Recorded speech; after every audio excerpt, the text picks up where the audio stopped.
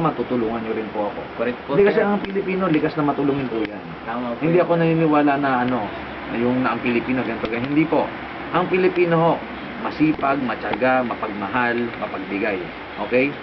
Nagkakamali po sila. Tama Okay, po. kaya nga sana mabalik po yung Ako laging ini-impose na.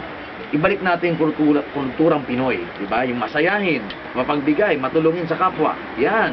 At saka, isang paalala lang po yung Filipino time, ayusin natin. Yung Filipino time, gawin nating on time.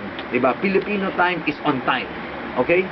Subukan natin alam naman ho natin, traffic lagi, diba? Sa EDSA, dyan sa Quiapo, ay dyan sa Las Piñas. Subukan ho natin umalis ng mas maaga, gumising ng mas maaga, at matulog ng mas maaga.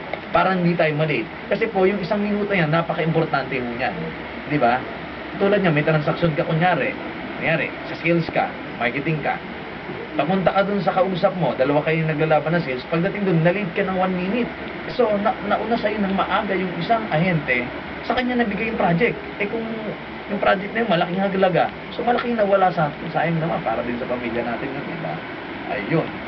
Ayun, tuloy-tuloy po tayo. Ang oras po ay 8:37. Ayun, 8:42 na pala. Ayun, maya-maya po ay may isa pang magre-report po dito na isang kasama natin, isang correspondent din po. Ayun, mga kababayan, alam ko ngayon medyo nagpapahinga na kayo at medyo inaantok-antok na. Pagkatapos ng programa nito, magdasal tayo ng konti at may matulog para bukas maliwalas ang isipan natin. Tapos ayun po, station break po muna tayo.